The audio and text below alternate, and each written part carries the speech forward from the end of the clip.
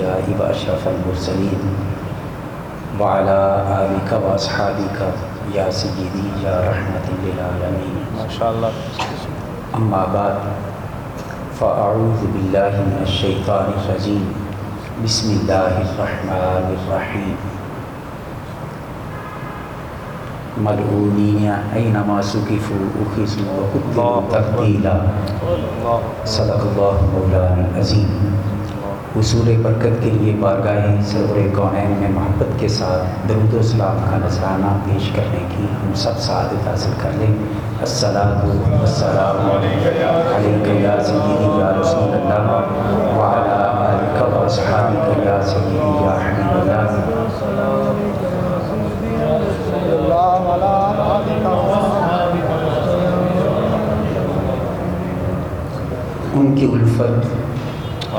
ان کی الفت یہ کام کرتی ہے، ان کی الفت یہ کام کرتی ہے، ہر نظر احترام کرتی ہے، اور جو نبی پر سلام پڑھتا ہے اس کو دنیا سلام کرتی ہے.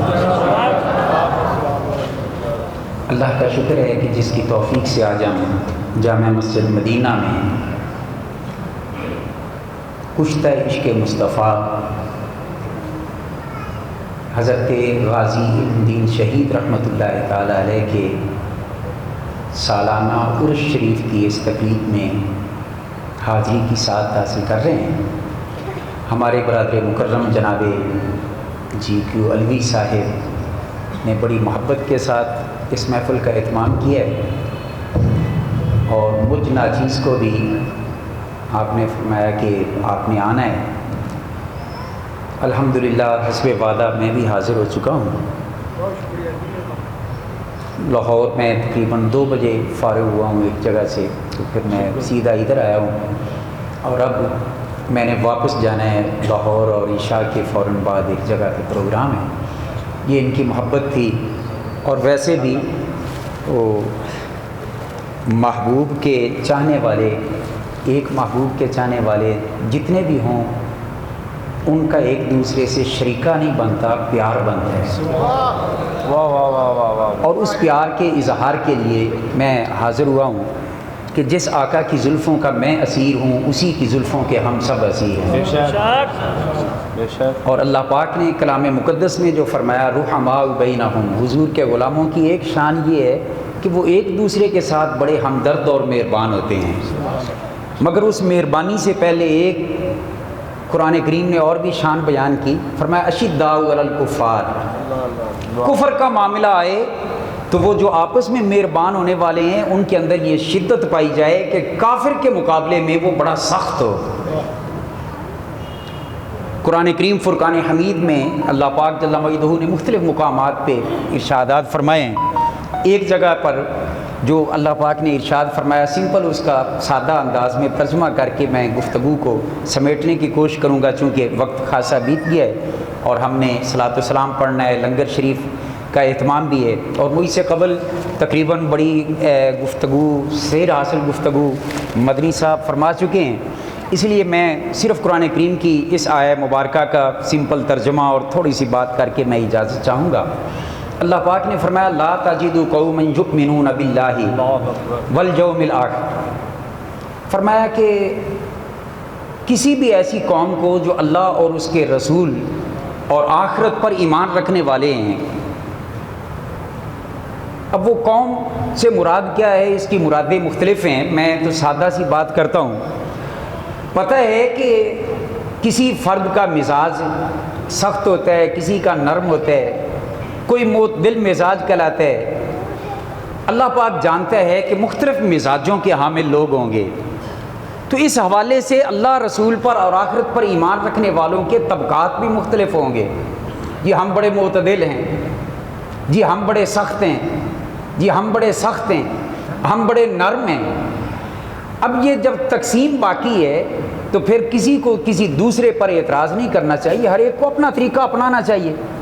مگر یہاں قرآن کریم جو سبق دے رہا ہے وہ یہ کہ مزاج کے اعتبار سے کوئی سخت ہے یا نرم ہے یا معتدل اپنے آپ کو کہلاتا ہے، مگر ان میں سے کوئی طبقہ بھی جو اللہ رسول پر اور آخرت پر ایمان رکھتا ہے، کوئی ایک طبقہ بھی ایسا نہیں ملے گا، خواہ وہ نرم مزاج ہے، جلالی ہے، جمالی ہے، معتدل ہے، کوئی ایک طبقہ بھی ایمان اللہ اور آخرت پر رکھتا ہو تو اس کے اندر یہ نہیں ہو سکتا کہ یوادون من حاد اللہ و رسولہ، کہ وہ اللہ اور اس کے رسول کے دشمنوں سے دوستیاں پالے، اللہ اور اس کے رسول کے دوستوں سے راہ و رسم پیدا کرے، اللہ اور اس کے رسول کے دشمنوں کے ساتھ نرمی سے پیش آئے۔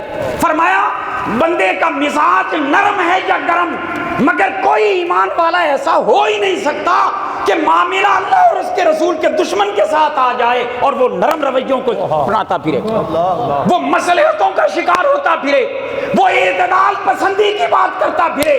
ہر جگہ پہ اعتدال کام آئے گا، مگر جہاں اللہ اور اس کے رسول کا دشمن ہوگا، اللہ اور اس کے رسول کے صحابہ کا دشمن ہوگا، اللہ اور اس کے رسول کے اہل بیت کا دشمن ہوگا، اللہ اور اس کے رسول کے اللہ کے دشمن اور اس کے رسول کی ازواج کا دشمن ہوگا، رسول کے اصحاب کا دشمن ہوگا، رسول کی پیاری پیاری اہل بیت کا دشمن ہوگا، جو بھی دشمن اللہ اور اس کے رسول کا ہے، فرمایا کہ اس کے ساتھ مومن ہونے کے بعد کوئی شخص بھی نرم رویہ نہیں رکھ سکتا۔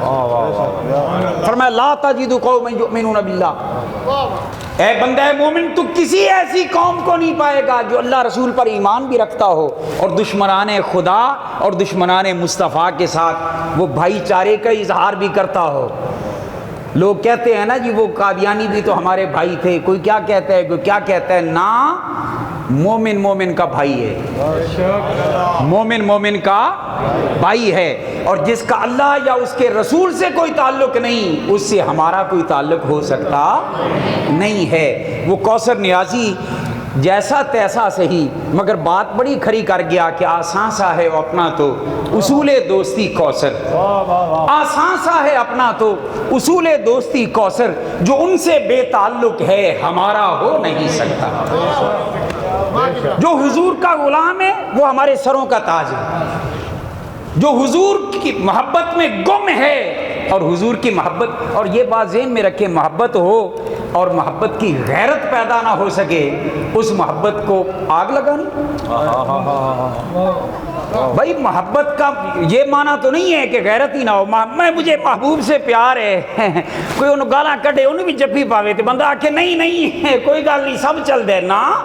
محبت کے لیے ضروری یہ ہے کہ جس کی ذات سے پیار ہو اس محبت کی غیرت بھی ہو کہ کون ہوتا ہے میرے مصطفیٰ کے بارے میں بک بک کرنے والا، کون ہوتا ہے حضور کی ازواج، حضور کے اصحاب، حضور کے خلفاء اور حضور کے اہل بیت اطہار کے بارے میں بکواس کرنے والا، وہ کون ہو سکتا ہے؟ اللہ کی قسم کھا کے کہتا ہوں امام احمد رضا بریلی کے شہنشاہ نے ہمیں یہی تو سبق دیا، قرآن کا سبق یاد کروایا، اور اصل میں سبق وہاں سے شروع نہیں ہوا، یہ سبق ہمیں صدیق اکبر نے دیا، خلیفہ اول بلا فصل صدیق اکبر نے دیا۔ آج ہمارے ہاں یہ ایک بڑا ایک عجیب سی سوچ پیدا ہو گئی ہے جی ہماری ریسرچ یہ ہے۔ بھائی ریسرچ کیا ہوتی ہے؟ ریسرچ تو جس مسئلے پر سرچ ہو چکی ہے اور کرنے والے تو اس سے بڑے ہیں، وہاں مجھے اور کسی کو ریسرچ کا حق نہیں ہے۔ جو فیصلے اللہ رسول کر چکے، یہ دیویں سپریم کورٹ فیصلہ ہو جاوے تو سیشن جج کرسیاں ڈھا کے بہ جائے، آکھے نہیں میں نویں سروں مقدمہ ویکھاں گا۔ حضور کے کل صحابہ جنتی، یہ میرے رب کا حکم ہے، میرے مصطفیٰ اور کل امت کا اجماع ہے اور سرچ ہے۔ اس پر اب کوئی فرق رہ گیا کہ اب نئے سرے سے تحقیق کریں؟ نہیں جی سب ٹھیک ہے مگر فلاں فلاں فلاں چونکہ چنانچہ، نہ یہاں پہ چونکہ چنانچہ نہیں چلے گی۔ اگر اللہ رسول پر ایمان ہے تو پھر غیرت محبت مصطفیٰ میں مصطفیٰ کی بولی کو ماننا ہوگا۔ صدیق اکبر نے یہ سبق دیا، فاروق اعظم نے یہ سبق دیا۔ میں آیہ کریمہ کمپلیٹ نہیں کر رہا، اس سے آگے کا ذکر وہ علماء سے آپ سنتے رہتے ہیں۔ ماں باپ بہن بھائی کیوں نہ ہوں، اگر اللہ رسول کا دشمن ہے کسی مسلمان کے لیے یہ درست ہی نہیں ہے کہ اس کے ساتھ بھائی چارے کا تعلق ایک بنائے۔ ننگا مخالف مذہب کا تو الگ ہے، اپنے گھر میں رہنے والا تاجدار صداقت نے اپنے باپ کے منہ سے حضور کے بارے میں کچھ خفیف کلمات سنے تو کیا کیا تھا؟ ابا سمجھ کے چھوڑا تھا یا مصطفیٰ کے عشق اور محبت کی غیرت میں آئے تھے؟ فاروق اعظم کا معاملہ کیا ہے؟ پڑھتے نہیں رہتے؟ آج کل ہمیں نیا دین سکھایا جا رہا ہے کہ سب کچھ ہضم کرتے جاؤ۔ غازی علم الدین شہید نے یہی کارنامہ سر انجام دیا۔ ممکن ہے اس وقت بھی مصلحت پسندی کی آڑ میں کچھ لوگ وہ باتیں صرف کر رہے ہوں یا کچھ محنت کر رہے ہوں۔ ہر ایک کی ڈیوٹیاں لگتی ہیں نا حضور کی بارگاہ سے۔ کچھ کی ڈیوٹی لگتی ہے کہ علمی آگاہی کے لیے کام کرو، کسی کی ڈیوٹی لگی کہ دین کو تخت پر لانے کے لیے کام کرو، کسی کی ڈیوٹی لگی فلاں دشمن مصطفیٰ کے خلاف آواز اٹھاؤ، اور کسی کی ڈیوٹی لگی کہ غازی ممتاز کا جھنڈا اٹھا کے نکل آؤ۔ یہ ڈیوٹیاں بارگاہ مصطفیٰ سے ملتی ہیں، اور ہر بندے کو اپنی ڈیوٹی نبھانی چاہیے، چاہے جائے کہ دوسرے پہ انگلیاں اٹھاتا جائے۔ غازی علم الدین شہید رحمۃ اللہ تعالیٰ علیہ، ابھی مدنی صاحب ان کے حوالے سے بہت خوبصورت گفتگو فرما رہے تھے کہ 1 روپے کا خنجر خریدا، قسم خدا کی آج کا کروڑوں روپیہ بھی اکٹھا ہو جائے اس 1 روپے کے برابر نہیں ہو سکتا۔ زندہ باد زندہ باد زندہ باد زندہ باد زندہ باد زندہ باد۔ ہر دور میں عزت مصطفیٰ کا دفاع کرنا یہ اہل ایمان کا شعار رہا ہے، اور یہ میں ضرور عرض کرنا چاہوں گا کہ ہر دور میں نبی کریم کی عزت کا پہرا دینے والا ہر دور میں یا رسول اللہ کا نعرہ لگانے والا تھا۔ یہ ایک تاریخی تسلسل ہے۔ مسیلمہ کذاب کے خلاف جنگ سے لے لیں اور غازی علم الدین اور غازی ممتاز تک آ جائیں۔ غازی ممتاز کی زبان پر بھی کیا نغمہ تھا کہ یا رسول اللہ تیرے چاہنے والوں کی خیر۔ یہ ٹوٹل غازی جو ناموس رسالت کے حفاظت کرتے رہے ان کا نعرہ تھا یا رسول اللہ، اور آج بھی ان کا نعرہ یا رسول اللہ ہے۔ اور انشاءاللہ اگر آج بھی کوئی مصطفیٰ جان رحمت کے خلاف ایذا دینے والا بدبخت ہوگا تو قرآن کے حکم کی تعمیل میں اس لعنتی کو کیفر کردار تک پہنچانا یہ مصطفیٰ کے عاشقوں کا کام ہے، یہ حضور کے غلاموں کا کام ہے۔ اگر ہمارے حکمران کریں، نظام کرے تو اچھی بات ہے، نہیں کرے گا تو پھر کوئی نہ کوئی غازی وہ نکل آتے ہیں میدان میں۔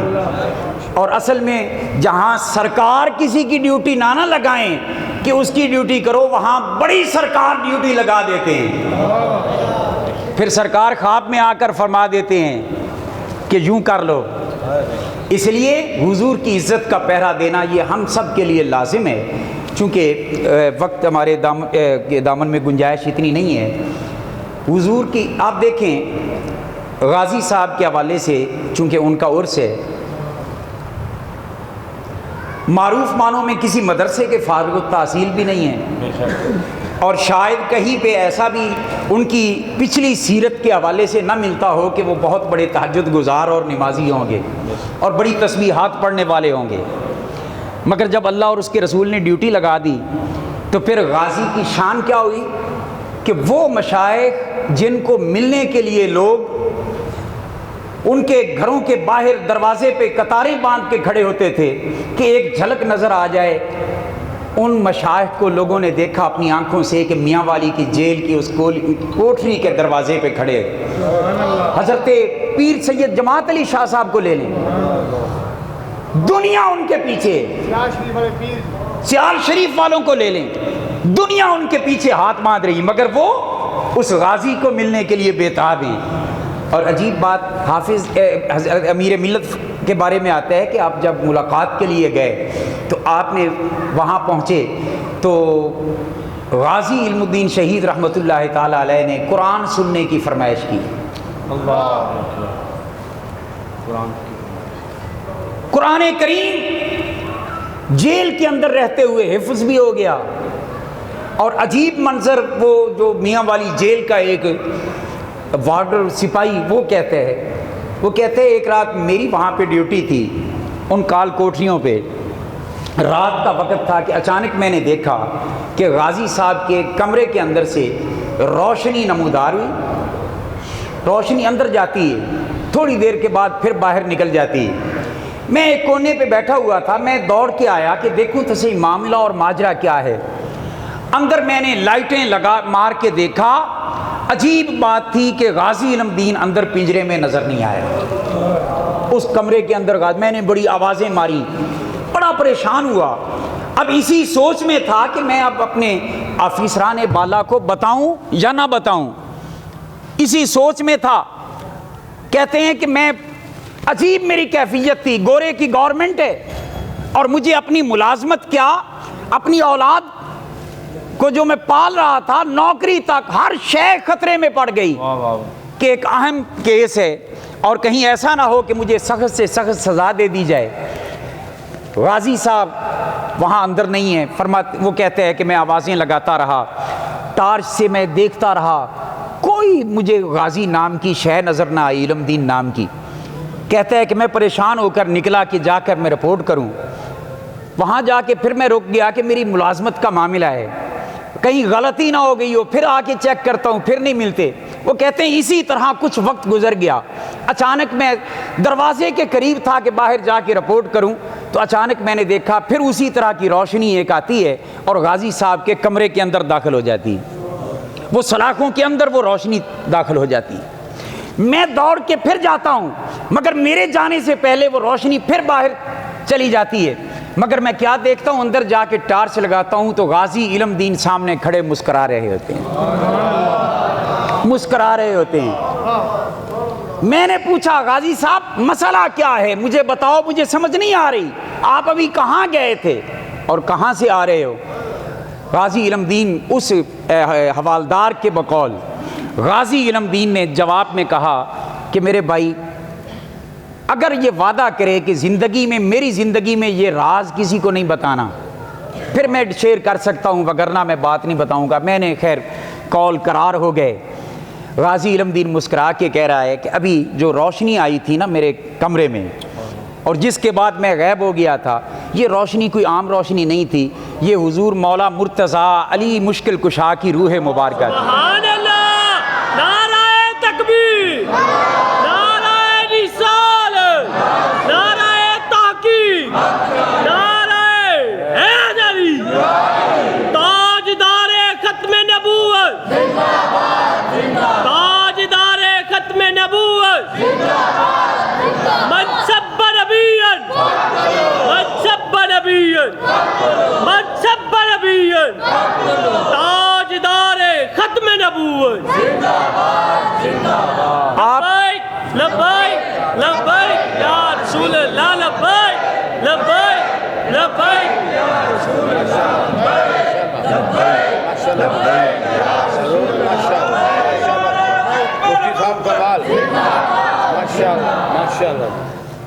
اب بڑی قابل توجہ بات میں گفتگو کو سمیٹنا چاہتا ہوں، چونکہ 5 بجے انشاءاللہ ہم نے صلاۃ والسلام پڑھ کے دعا کرنی ہے اور اس کے بعد پھر لنگر شریف کا اہتمام ہے۔ میں بات کو بڑے مختصر کرنے لگا ہوں۔ رائے کمال جیسی سیرت نگار غازی کے وہ یہ لکھتے ہیں، کہتے ہیں کہ غازی علم دین نے کہا کہ یہ نور کوئی عام نور نہیں تھا، یہ مولا کائنات علی شیر خدا کی روح تھی۔ اس نے کہا یہ روح مبارک میرے پاس آئی ہے اور مسکرا کے مجھے کہا ہے کہ علم دین چل، جن کے لیے جان ہتھیلی پہ رکھی تھی نا وہ تمہیں مدینے بلا رہے ہیں، چلا تجھے عزیر حضور کی کچہری میں لے جائیں۔ لوگوں، غازی علم دین کو نہ علم نے وہاں پہنچایا نہ عمل نے وہاں پہنچایا، وہاں پہنچایا ہے تو مصطفیٰ کے عشق کی غیرت نے پہنچایا۔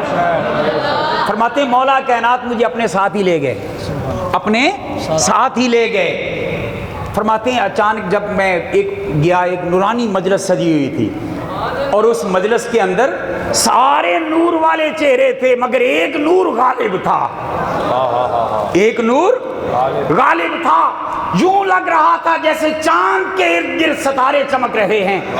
اس مجلس میں پہنچا، جب وہاں پہنچا تو کہتے غازی کہ وہ نورانی صورت والے آقا وہ کھڑے ہو کر استقبال کرتے ہیں اور سینے سے لگا کر ماتھا چوم کے کہتے ہیں کہ علم دین میرے نام پر تو نے قربانی دی ہے نا، جا تجھے ہم خالی تیری کانڈ نہیں رہنے دیں گے، اب تیرا فیصلہ ہے، تیرے ہاتھ میں۔ جو اقبال نے کہا تھا نا، اس شعر کی سمجھ اب آئے گی کہ کی محمد سے وفا تو نے تو ہم تیرے ہیں، یہ جہاں چیز ہے کیا لوح و قلم تیرے ہیں۔ تو نے مجھ سے وفا کی، اب فیصلہ تیرے ہاتھ میں ہے، چاہے آزادی تو جا، مجھ محمد کی طرف سے ابھی آزادی ہے۔ جانا ہے تو جاستا غازی کو۔ اور اگر پھانسی کے پھندے پہ چڑھ کے اور میری عزت کے لیے وہاں پہ گوروں کو اور میرے دشمنوں کو بتا کے میری بارگاہ میں آنا ہو، تب بھی تجھے اجازت ہے۔ ان دو آپشنوں میں سے ایک آپشن قبول کر لیجئے۔ واہ واہ۔ اب غازی آپ پھر نے کیا کہا؟ وہ سپاہی کہتے ہیں میں نے تجسس سے کہا۔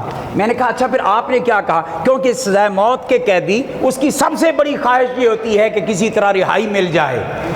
تو میں نے تجسس بھرے لہجے میں پوچھا کہ علم دین پھر آپ کا کیا فیصلہ تھا؟ اس نے کہا دیکھ نہیں رہا میں ادھر آ گیا ہوں، اگر میں فیصلہ دوسرا دیتا تو یہاں نہ ہوتا۔ اس نے کہا پھر موت کو کیوں قبول کر لیا واپس؟ غازی نے جو جواب دیا اس کو میں اپنے لفظوں میں دینے لگا ہوں۔ غازی نے کہا کہ حضور نے جب مجھے فرمایا نا کہ اگر آزادی چاہتے ہو تو ابھی آزاد ہو، اور اگر میرے نام پہ مر کے میری بارگاہ میں آنا چاہتے ہو تو پھر بھی، میں نے عرض کی یا رسول اللہ، جب میں نے جان ہتھیلی پہ رکھ کے راجپال کو قتل کیا تھا تب تک تو ابھی میں نے آپ کے والضحیٰ کے چہرے کو بھی نہیں دیکھا تھا، میں نے آپ کی واللیل کی زلفوں کا نظارہ اس وقت تک نہیں کیا تھا، میں نے آپ کے ید اللہ والے گورے گورے ہاتھ اس وقت تک نہیں دیکھے تھے، میں نے آپ کی پیاری پیاری زلفوں کی خوشبو ابھی تک نہیں سونگھی تھی، میں نے آپ کے جسم اطہر کا پسینہ اس کی مشک و عنبر سے زیادہ خوشبو مجھ کو سنگائی نہیں دی تھی۔ تو کریم آقا جب کچھ نہیں دیکھا تھا تو مرنے کرنے کے لیے تیار ہو گیا، اب دیکھ لیا ہے تو اب جینے کی کوئی آرزو باقی نہیں ہے۔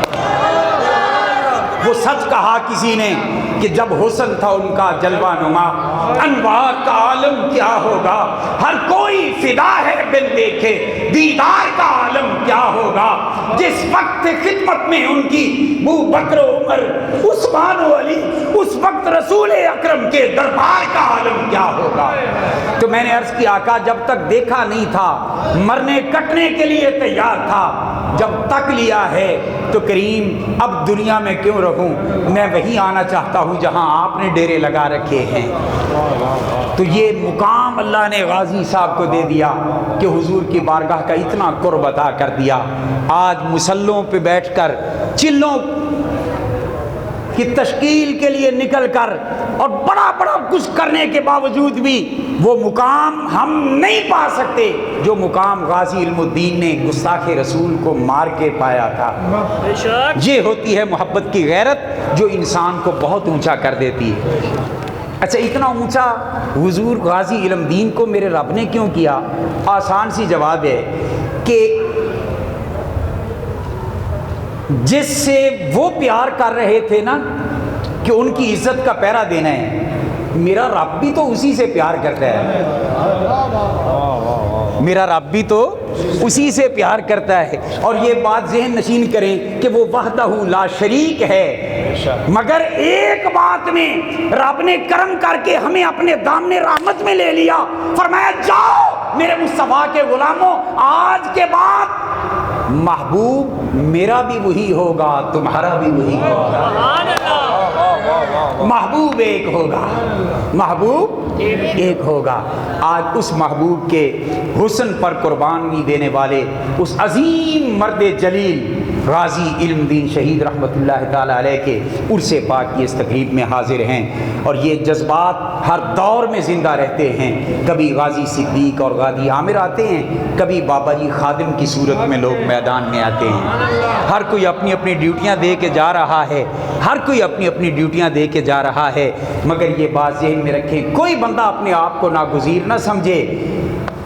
میرا رب جس سے چاہے کام لے لے، میرے مصطفیٰ جس سے چاہیں کام لے لیں۔ اور ایسے موقع پر میں نے اکثر دیکھا ہے کہ بڑے بڑے نمازی حاجی زکاتی وہ پیچھے رہ جاتے ہیں، گناہگار بازی لے جاتے ہیں۔ کیوں؟ ایک ہمارے پاس ایک جگہ پہ، میں نام نہیں لیتا چونکہ کچھ معاملات ایسے ہیں، ایک ایسا شخص جو گستاخ رسول کو مارنے کی وجہ سے قید و بند کی صعوبتیں برداشت کر رہا تھا، میری ملاقات ہوئی تو اس کے نورانی چہرہ دیکھ کر یقین جانو میں نے اس کے ہاتھ چوم لیے، اور میں نے اسے ہاتھ چومنے کے بعد میں نے اس سے کہا کہ اللہ کے بندے، جوان آدمی ہے تو اور پڑھا لکھا بندہ محسوس ہوتا ہے، اور اپنے آپ کو اس جھنجھٹ میں تم نے ڈال لیا ہے۔ وہ آگے سے ہنس کے کہنے لگا، اشرفی صاحب آپ بھی اگر ایسی بات کریں تو پھر تو میرا خیال ہے مجھے تو بڑا ہی افسوس ہے اس بات پہ۔ میں نے کہا معاملہ کیا ہے؟ اس نے کہا بات یہ ہے، آپ کے پاس تو کوئی علم ہوگا، کوئی تبلیغ کی خدمت ہوگی، کوئی نمازیں ہوں گی، آپ نے تو اس سہارے سے قیامت کے دن حضور کی بارگاہ میں حاضر ہو کر بخشے جانا ہے شفاعت پا کے۔ انہیں کہا میرے پلے تو کچھ بھی نہیں سی، تو میں سوچا کہ سرکار دی عزت کا پہرا دے کے ہی سرکار دی بارگاہ حاضر ہو جائے۔ جب تک ہمارے جوانوں بچوں میں یہ جذبہ رہا تب تک امت کامیاب رہی۔ دعا کریں اللہ پاک فلسطین کے مجاہدوں کی بھی خصوصی مدد فرمائے، آمین۔ اور ہمارے باغیرت مسلمانوں کے مطالبے کو مانتے ہوئے ہماری حکومت کے بے حس لوگ بھی دعا کریں کہ اللہ پاک وہ انہیں ہدایت دے کہ وہ بھی کوئی آواز ان فلسطینیوں کے حوالے سے مضبوط آواز نکالے۔ آمین۔ عالمی اسلام کے حکمران وہ اس طرف توجہ دیں۔ ہمارے فلسطینی بھائی اس وقت بڑی پوری امت کی طرف سے وہ جہاد کر رہے ہیں، بے شک، اور بے سر و سامان اللہ اور اس کے رسول کی مدد کے سہارے پر اس وقت ضرورت یہ ہے کہ ہم تمام مسلمان اور عالم اسلام ان کی پشت پناہی کرے۔ صرف ساتھ کھڑے رہنے سے بات نہیں بنے گی۔ اللہ پاک ہم سب کو عمل کی توفیق نصیب فرمائے۔ میں بارے دیگر علماء کرام، مشائخ، ہمارے معززین تشریف لائے، سب